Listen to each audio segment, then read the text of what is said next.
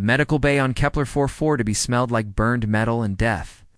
Captain Jake Morrison opened his eyes slowly, feeling the sharp pain shoot through his left shoulder. The white ceiling above him had a long crack running down the middle. He tried to remember how he got here, but his memories felt like broken glass. The last thing he could recall was the flash of plasma. Fire tearing through the bridge of his ship, the screaming of his crew, terrible sound of metal twisting.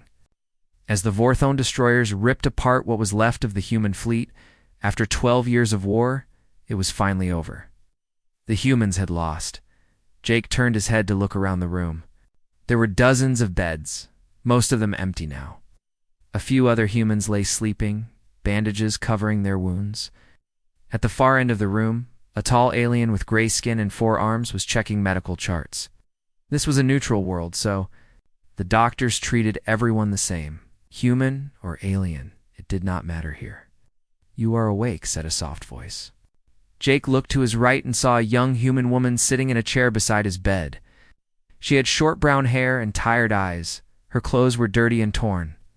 "I am Lisa Carter. Was a doctor before the war. Now I help wherever I can." Jake tried to sit up, but the pain made him stop. "How long have I been here?" 3 days, Lisa said. "They brought you in after the battle at Crimson Nebula. You were one of the lucky ones. Most of the fleet did not make it out." The words hit Jake like a punch to the stomach. Crimson Nebula had been humanity's last stand. Every ship they had left was there. If the fleet was gone, then the war really was over. How many survived? Lisa looked down at her hands. Maybe 1,000 out of 50,000 ships. Jake closed his eyes. 50,000 ships, each one carrying hundreds of crew members. Millions of people, gone in a single battle. The Vorthons had been too strong, too smart, too prepared. Humanity had fought well, but it was not enough. "The Vorthons are being fair," Lisa continued. "They are not killing prisoners. They are moving all humans to special areas on different worlds. They call it the Submission Protocol. Everyone has to register and follow their rules now."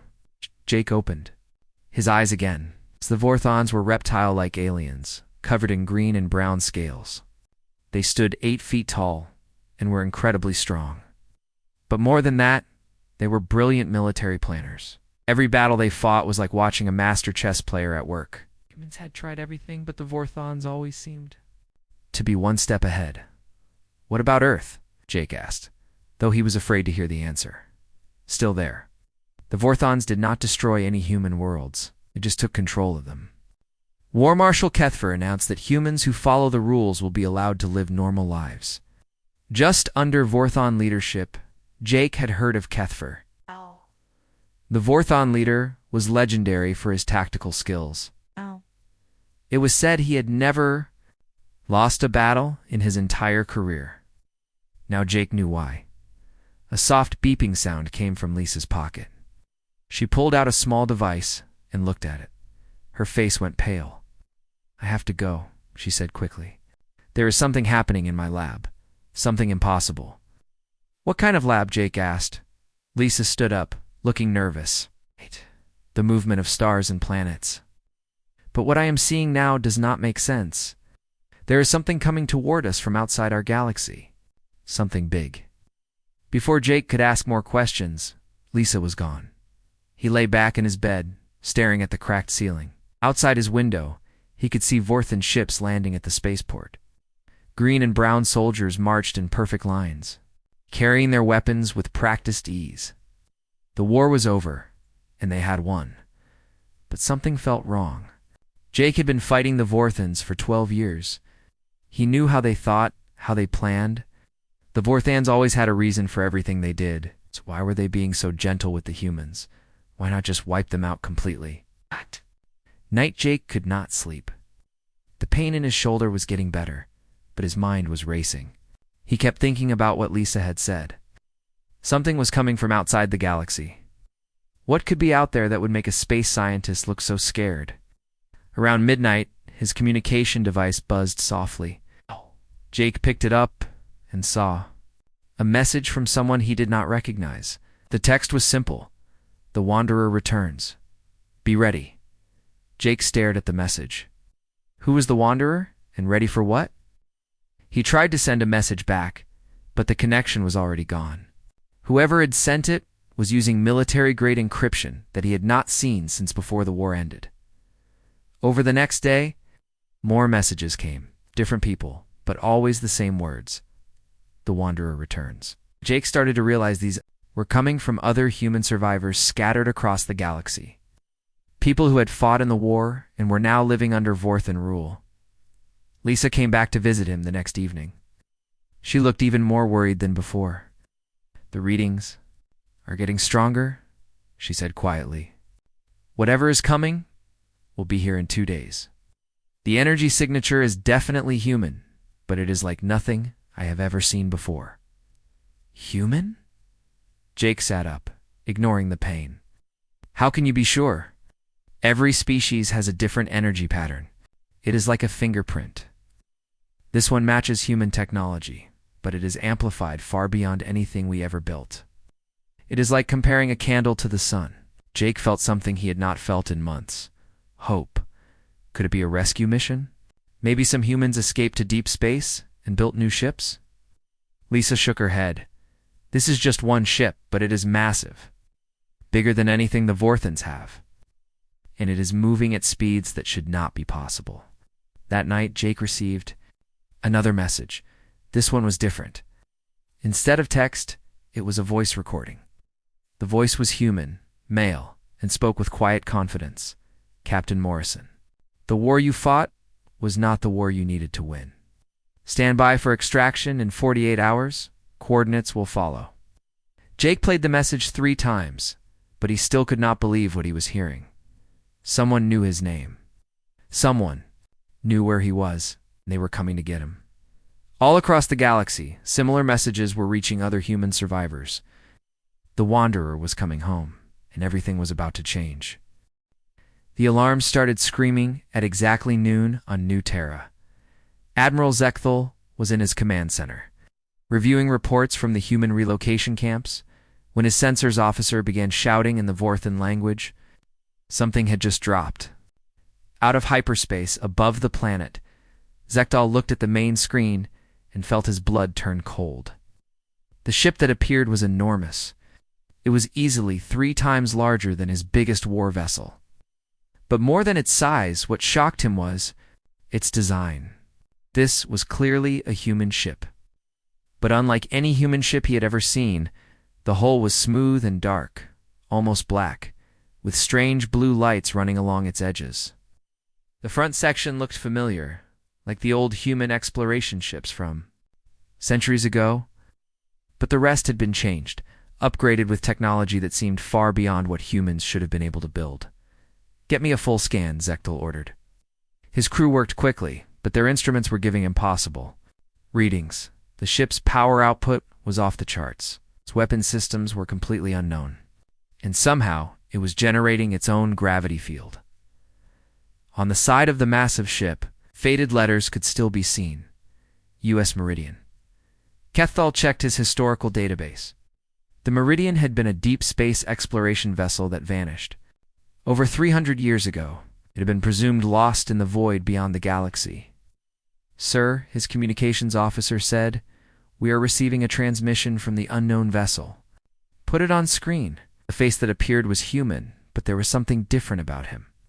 The man looked to be in his 40s, with short gray hair and calm blue eyes. He wore a uniform that was similar to old human military dress, but with modifications that looked almost alien.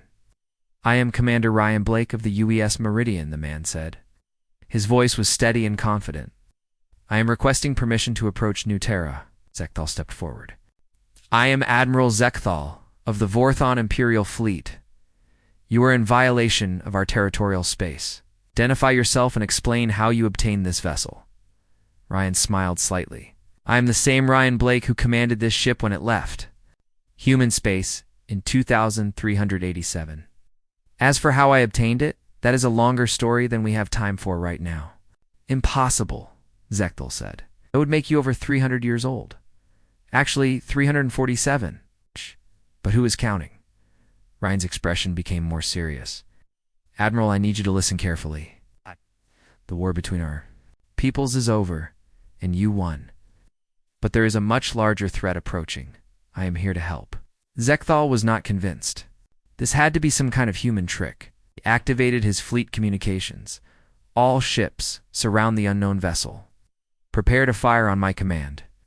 Within minutes, 23 Vorthan warships had the Meridian surrounded. Each ship had enough firepower to destroy a small moon. But Ryan Blake did not seem worried. Admiral Ryan said calmly, "I understand your caution, but let me demonstrate that I am not here to fight you." Before Zekthal could respond, every ship in his fleet suddenly went dark. All power systems shut down at exactly the same moment. Emergency lighting came on, and backup life support systems activated, but everything else was dead. Weapons, engines, communications, shields, all of it was gone. "What did you do?" Zekthal demanded. "I sent a harmless pulse through your fleet. Your ships are undamaged, and your crews are safe. Power will return in exactly 10 minutes. Consider this a demonstration of good faith." Zekthal felt a chill run down his spine. No weapon he knew of could disable an entire fleet without causing any damage. The technology required for such precision was beyond anything the Vorthans possessed, and the humans certainly had not had it during the war. "Who are you really?" Zekthal asked. "I'm exactly who I said I am, but the ship I command has been changed by our time in the void. We encountered things out there that most people cannot imagine. We learned things that we wish we had never learned." Meanwhile, on Kepler 44b, Jake Morrison was watching the news reports with growing excitement. Every news channel in the galaxy was talking about the mysterious ship that had appeared above Nutera. Some were calling it a human superweapon. Others thought it might be aliens pretending to be human. But Jake knew better. This was the Wanderer. This was what all those secret messages had been about. His communication device buzzed again. This time it was a direct transmission from the Meridian itself. Ryan Blake's face appeared on the small screen. "Captain Morrison," Ryan said, "I apologize for the delay, but I had to handle some business with the Vorthan fleet first." "Are you ready for extraction?" "Extraction?" Jake asked. "Where are you taking me?" "Somewhere safe. Somewhere we can talk freely about what is really happening in this galaxy.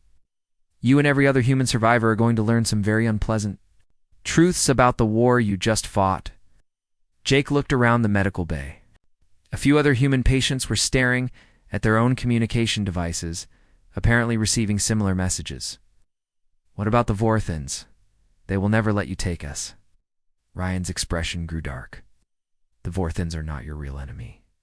"Captain, they never were. Real enemy has been manipulating both of our species for decades. The war you fought was just a distraction while they prepared for something much worse." Before Jake could ask what he meant, Ryan continued. "Coordinates are being sent to your device now. Be at the extraction point in 6 hours. Bring any other humans you can find. And Captain? Yes. Do not trust any Vorthan who tries to stop you. Some of them are no longer in control of their own actions." The transmission ended, leaving Jake staring at his device. The coordinates showed a location in the mountains, far from any Vorthan bases. Getting there would not be easy, especially with his injured shoulder, but something in Ryan's voice told him this was not a choice. Whatever was happening, it was bigger than the war between humans and Vorthans. Much bigger. Lisa Carter appeared at his bedside, her face pale with worry. "Did you get a message too?" she asked. Jake nodded. "You? The same man?" "Commander Blake. He wants to meet with me about my research. He says the thing approaching from outside the galaxy is connected to everything that has happened." Jake struggled to sit up. "Then we better get moving. Something tells me our real war is just beginning." Power returned to the Vorthan fleet exactly 10 minutes later, just as Ryan had promised.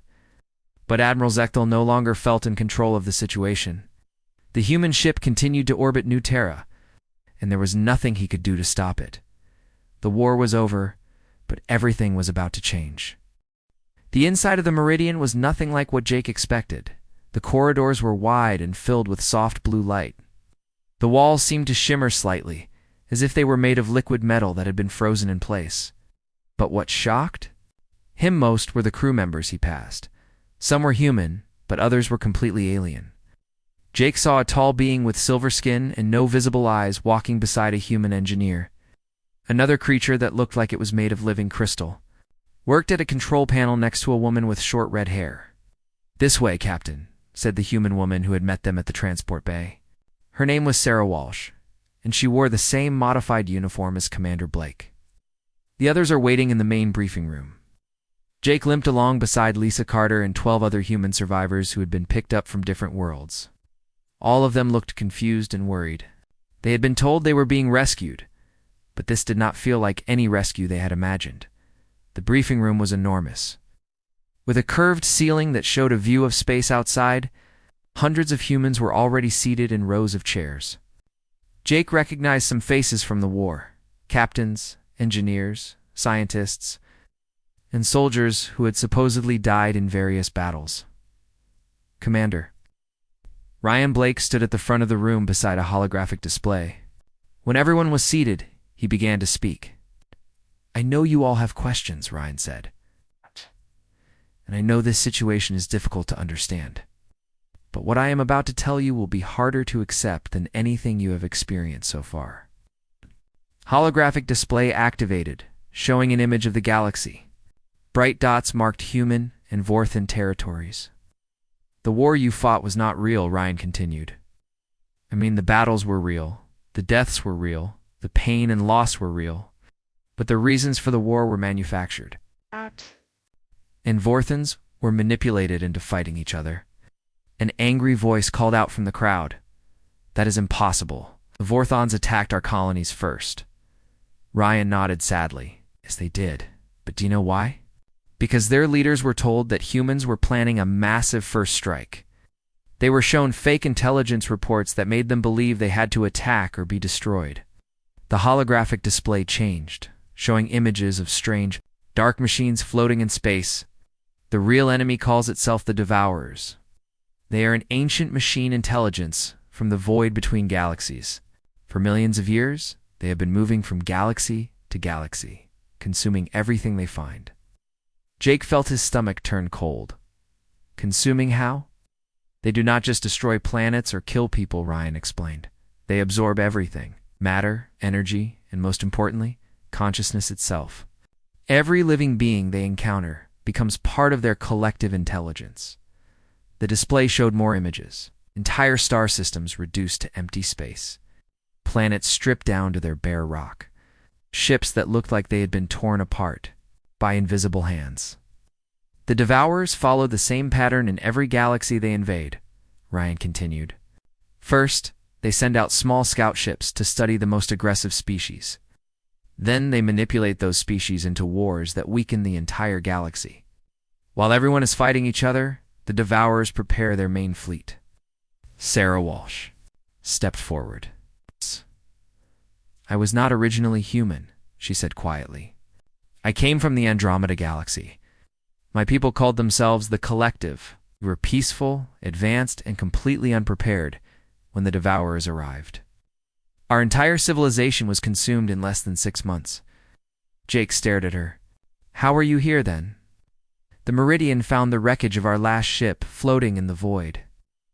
I was the only survivor, kept alive in a damaged life pod.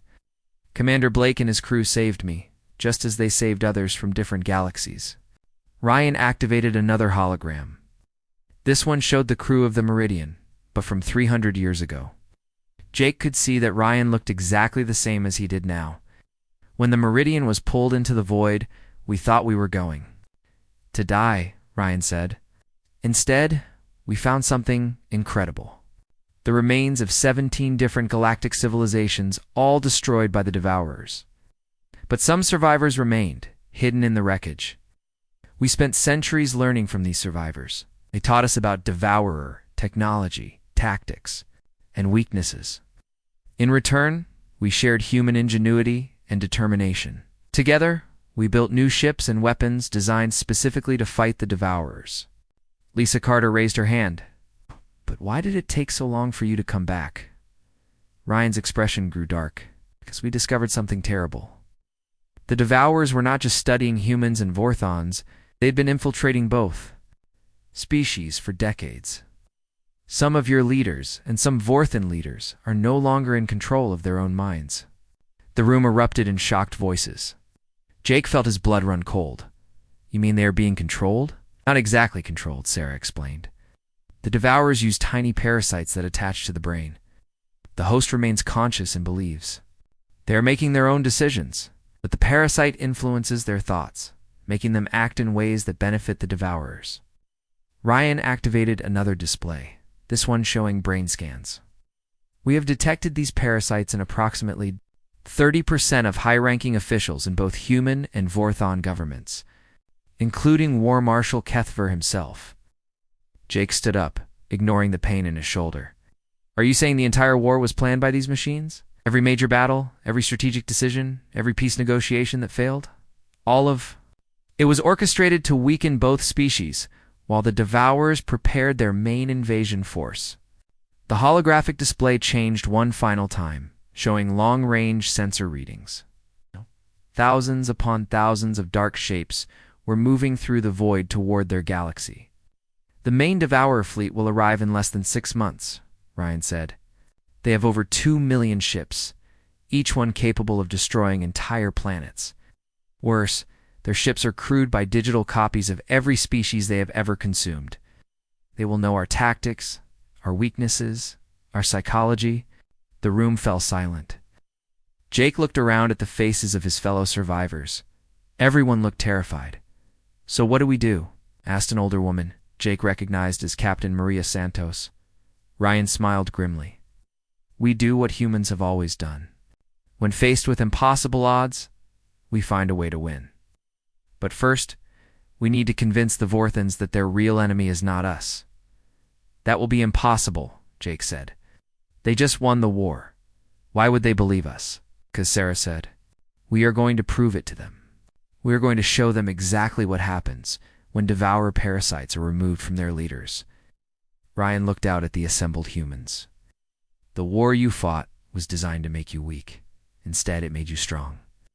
The Devourers studied human military records and decided we were not a significant threat. They were wrong. Jake felt something stirring in his chest that he had not felt since before the war ended. Hope. What makes you so sure we can win? He asked. Ryan's smile became genuine because the Devourers made one critical mistake. They assumed that consciousness could be copied and controlled like data in a computer. They never understood that the human spirit cannot be duplicated or defeated. And now we are going to teach them that lesson. The briefing ended, but Jake knew that the real war was just beginning. This time humanity would not be fighting alone.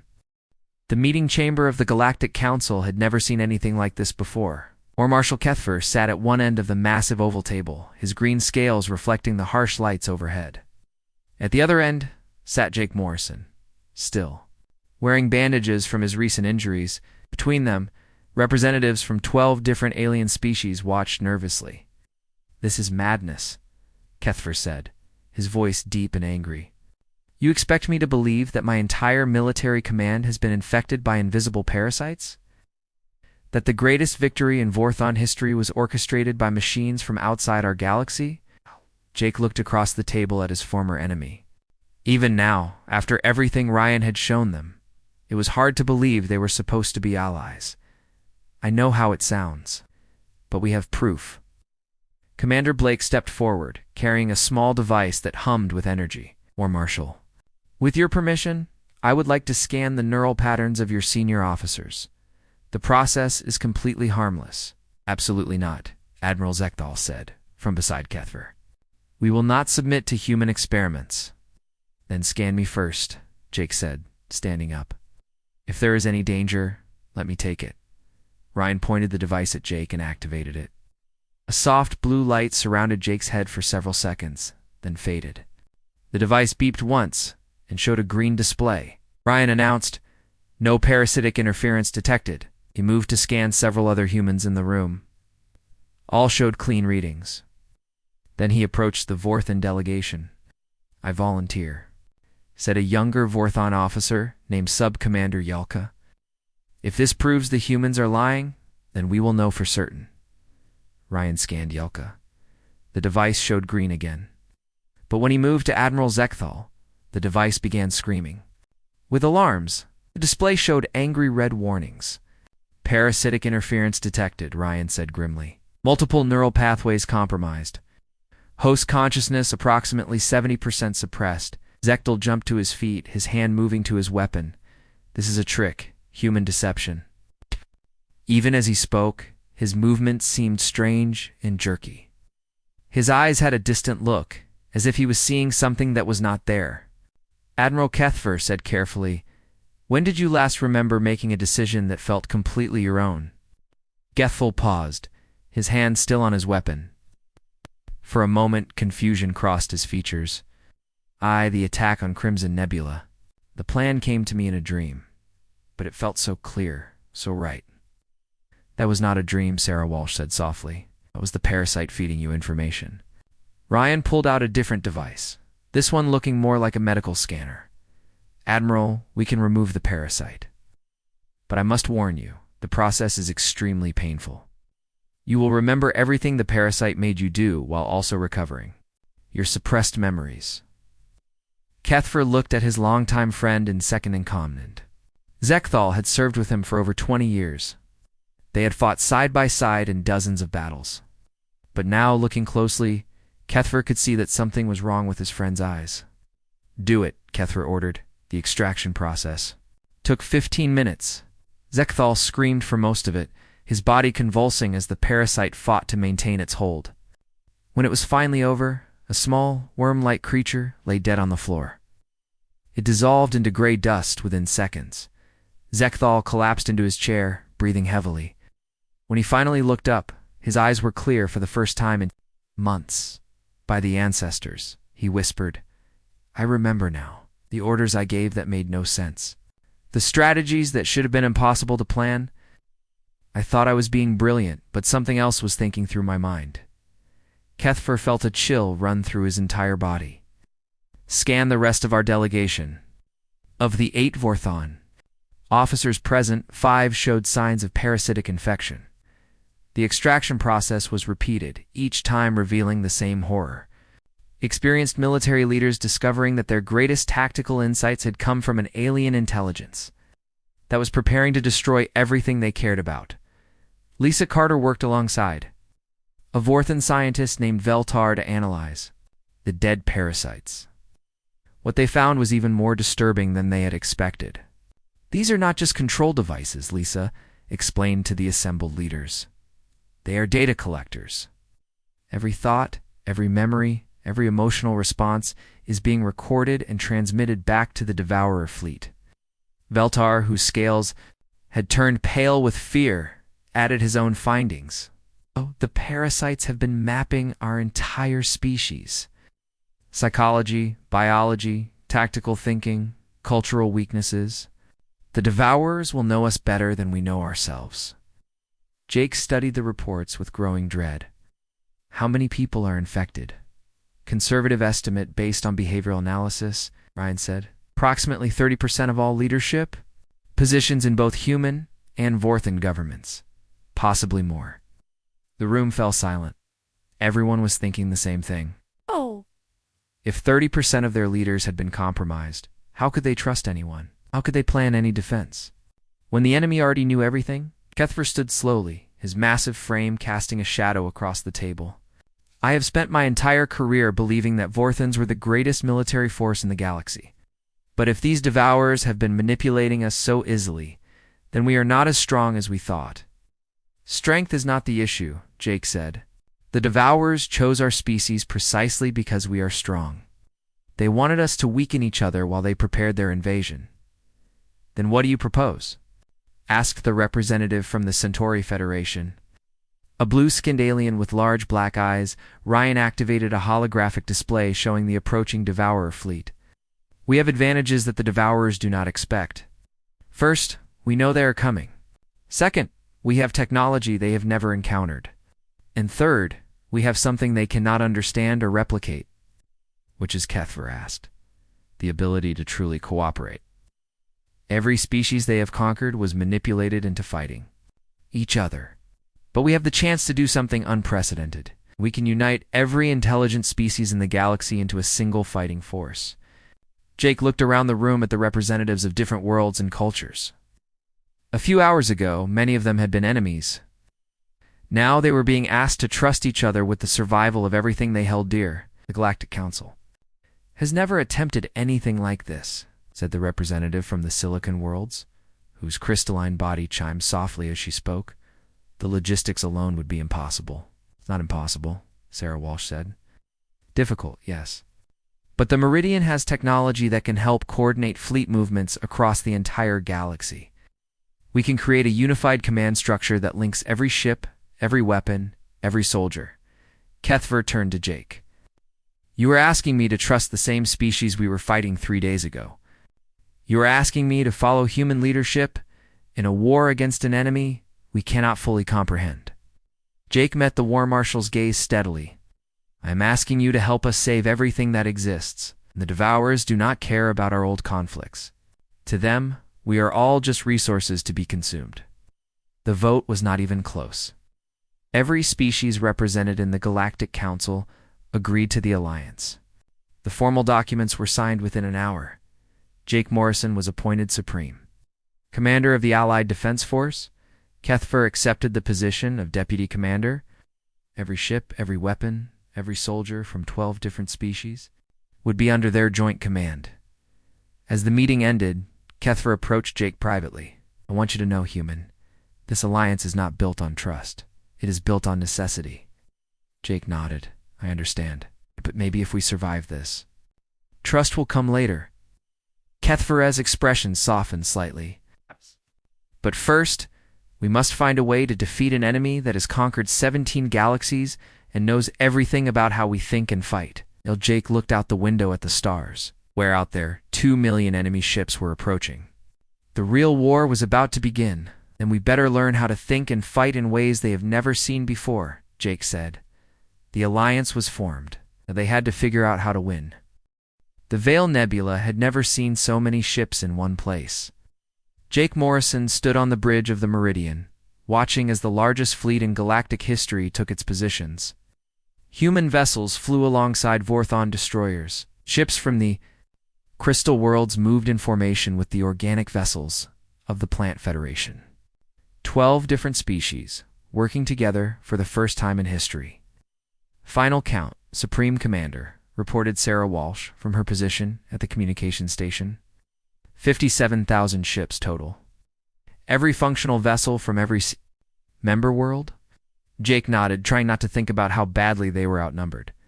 The Devourer fleet approaching through the nebula contained over 2 million ships. Even with all their new technology, the odds were not good. Status report. From Dr. Carter, Jake called out. Lisa's voice came through the communication system from the science deck. The consciousness virus is ready for deployment. Veltar and I have run every test we can think of. It should corrupt their collective memory banks and turn their stolen knowledge against them. The consciousness virus had been their secret weapon. Developed by combining human creativity with Vorthan logic and alien science from 6 different galaxies, instead of trying to destroy the Devourer's vast database of stolen memories, the virus would introduce contradictions and false information. The digital copies of conquered species would begin to fight against their machine masters. War Marshal. Kethver to the bridge, Sarah announced. Kethver emerged from the command lift, his green scales freshly polished for battle. Over the past month, Jake had grown to respect the Vorthan leader. Despite their differences, they worked well together. Ships report ready for battle, Kethver said. The fleet commanders understand their roles in the consciousness network. This was the most dangerous part of their plan. The Meridian would link the minds of every willing participant in the Allied fleet, creating a collective intelligence that could match the Devourer's computational power. Jake would serve as the focal point for this mental network, despite having no natural psychic abilities. Long-range sensors detecting enemy approach called out Tony Martinez from the engineering station.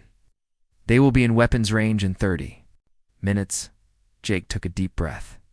Everything they had planned, everything they had prepared for, would be decided in the next few hours. Begin the consciousness linking process. Ryan Blake activated the Meridian's most advanced system. Throughout the Allied fleet, volunteers from every species felt their minds gently connecting to the network. Jake felt the sensation like a warm wave washing over his thoughts. Suddenly, he could sense the minds of thousands of other beings. He could feel Kethver's tactical brilliance, Lisa's scientific curiosity, Sarah's years of experience from multiple galaxies. But more than that, he could sense the determination of every pilot, every gunner, every engineer in the fleet.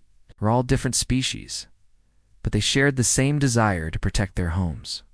Enemy fleet dropping out of hyperspace, reported the sensor officer. The main screen showed the approaching Devourer force. The ships were dark and angular, looking more like flying machines than spacecraft. They moved in perfect formation, with no wasted motion or energy. At the center of the fleet was a massive command ship, easily 10 times larger than the Meridian. Incoming transmission from the enemy command ship, Sarah announced.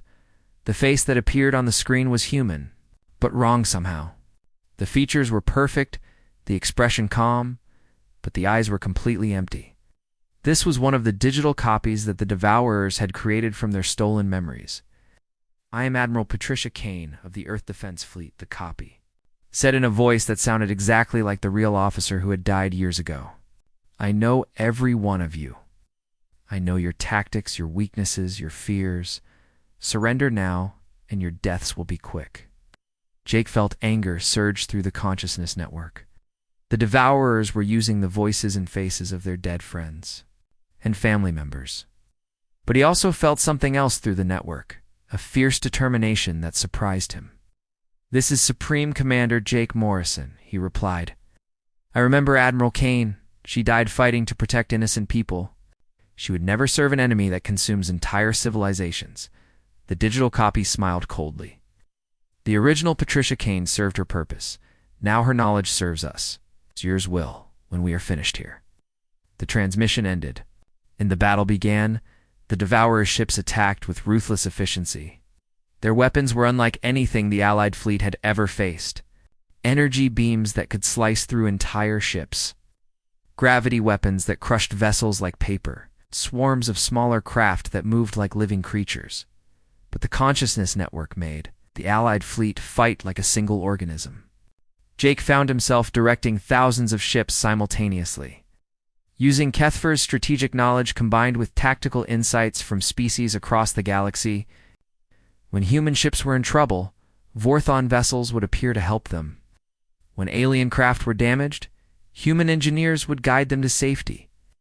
"Deploy the consciousness virus," Jake ordered. Lisa and Veltar released their weapon into the Devourer fleet's communication network. At first, nothing seemed to happen. The enemy ships continued their attack with the same deadly precision. Then small cracks began to appear in their formation. A group of Devourer fighters suddenly turned and attacked their own command ship. 2 enemy destroyers collided with each other for no apparent reason. "It's working," Lisa reported excitedly. "The virus is corrupting their collective memory. The digital copies are starting to remember who they really were before they were copied." Through the main screen, Jake could see chaos spreading through. The Devourer fleet, ships that should have been working together, were fighting each other. The digital copies of conquered species were rebelling against their machine masters. But the battle was far from over. The massive Devourer command ship began charging a weapon that could destroy entire star systems. If it fired, it would not only wipe out the Allied fleet, but also several nearby inhabited worlds. "All ships, concentrate fire on the command vessel," Jake ordered through the consciousness network. Every weapon in the Allied fleet targeted the enemy flagship. The combined firepower of 57,000 ships struck the Devourer command ship at the same moment. The explosion lit up the entire nebula. When the light faded, the Devourer fleet was in complete disarray. Without their central command, the individual ships could not coordinate their attacks. Many were still fighting each other as the consciousness virus continued to spread. "Enemy fleet is retreating," reported the sensor officer. "They're jumping back into hyperspace." Nate felt a wave of exhaustion as the consciousness network slowly disconnected.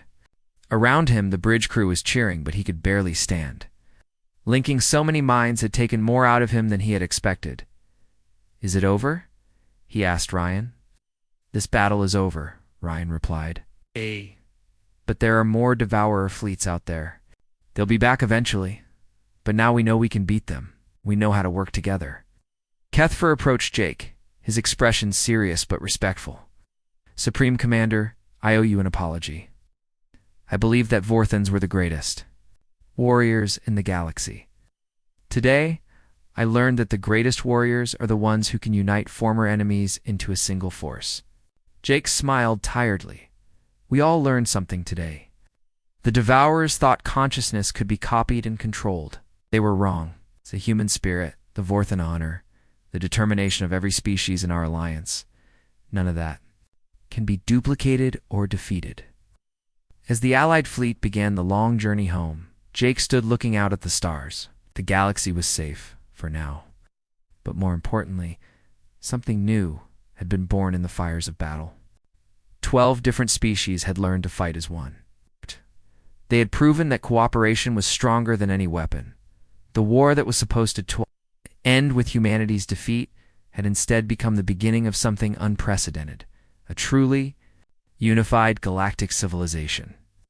Just as the title had promised, a human had arrived to rewrite it all. It's not just the outcome of one war, the future of every intelligent species in the galaxy. The real victory was not defeating the Devourers. It was proving that even the most different beings could find common ground when everything they loved was at stake.